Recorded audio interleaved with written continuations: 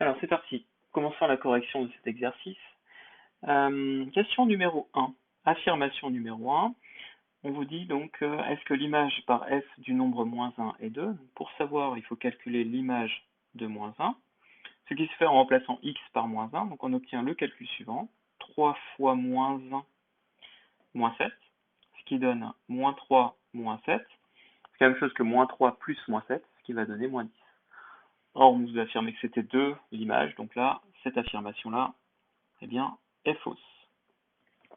On passe à la deuxième. Donc l'expression x-5 facteur de x plus 1, est-ce que sa forme développée réduite, c'est x au carré moins 4x moins 5? Alors pour savoir, on va distribuer. Alors on va d'abord distribuer le x. Donc comme ceci, c'est la double distributivité. Donc on va obtenir x fois x plus x fois 1. Puis on continue la double distributivité, on distribue moins 5, ce qui va donner moins 5 fois x et moins 5 fois 1. Alors moins 5 fois 1, ça fait moins 5, donc directement. Après, il reste à réduire. Donc pour réduire ici, bien, on remarque qu'on a x fois x qui donne x au carré. X fois 1, c'est un x, ou x, moins 5x, moins 5, et on peut encore regrouper plus x moins 5, ce qui va donner moins 4x. Donc on obtient comme forme développée réduite x au carré moins 4x moins 5, à comparer avec la réponse qui avait été proposée, c'est correct, hein, c'est la même, donc affirmation qui est vraie ici. On passe à la troisième affirmation.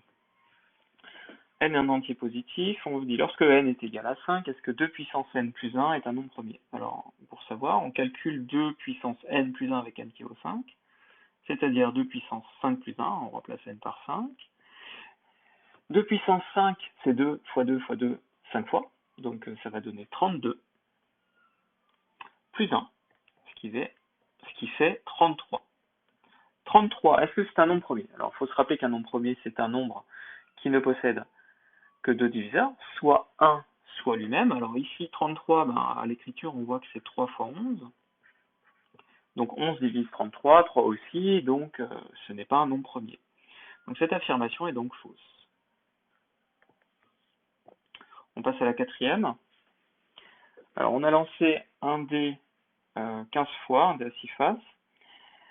On a les fréquences d'apparition des 5 premières, et on affirme que la fréquence d'apparition du 6, c'est 0. Alors pour savoir si c'est vrai, eh bien on va additionner ces fréquences d'apparition et on voit qu'elles sont déjà sur 15, donc ça va nous aider. Donc 3 sur 15, plus 4 sur 15, plus 5 sur 15, plus 2 sur 15, plus 1 sur 15. Toutes ces fractions sont au même dénominateur, donc j'ajoute les numérateurs.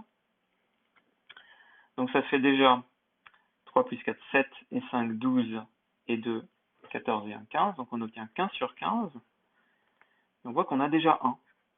Or, la fréquence maximale, quand on additionne des fréquences, c'est 1. Donc ça veut dire que le 6, en fait, il n'apparaîtra pas. Voilà. Donc là, l'affirmation est vraie.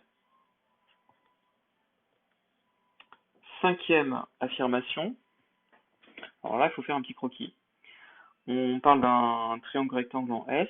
On vous donne des informations. Donc, on fait un petit croquis à main levée. Hein. Donc, RS rectangle en S. Donc, hop. On a le schéma là. Alors, il n'est peut-être pas du tout à l'échelle, mais c'est pas grave. AS 80 cm. Et l'angle ARS 26 degrés. Donc, sommet R, hein, ici. 26 degrés. Et la question porte sur le segment RS. Alors là, il faut tilter tout de suite. Vous devez reconnaître une situation qui est la trigonométrie. Vous avez un triangle rectangle, donc on a le droit de l'appliquer.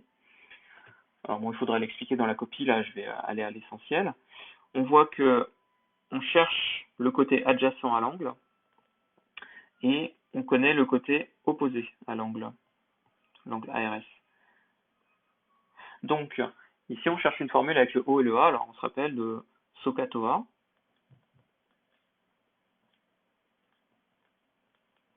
Et on voit qu'on a l'opposé et l'adjacent, donc on va s'intéresser à la TOA, c'est-à-dire la tangente. Donc la tangente de l'angle ARS, c'est égal au côté opposé, d'après la formule, tau A, donc côté opposé. Donc je vais tout de suite remplacer 80 sur le côté adjacent qui est RS. Pour trouver RS, on va faire un petit produit en croix. Alors je peux aussi tout de suite remplacer ARS par l'angle ici de 26 degrés. Donc j'obtiens cette formule-là. Je peux aussi remarquer que tangente 26, je vais le mettre sur 1 comme une fraction. Comme ça, je peux appliquer un produit en croix et on a tout de suite la formule. RS égale donc 1 fois 80 divisé par tangente 26. Et alors là, c'est à la calculatrice. Donc on va obtenir 164,024. Et donc l'arrondi, en effet, on voit qu'on est proche de 164 cm. Donc c'est correct. Donc cette affirmation-là, elle est vraie. Hein. Voilà. Alors on va passer à la dernière question. Hop, faire un petit peu de place.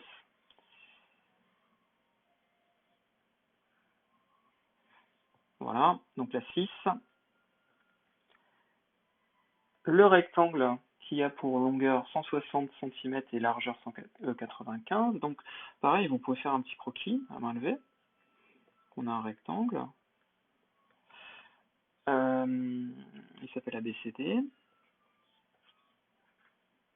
Donc on vous dit longueur 160 cm et largeur 95, tout est dans la même unité, donc là il n'y a pas de piège. On s'intéresse à une diagonale. Alors les deux diagonales ont la même longueur, hein, ça c'est parce qu'on a un rectangle. Et là vous devez tout de suite penser au théorème de Pythagore, puisque vous avez un triangle rectangle, deux côtés sont connus, on cherche le troisième.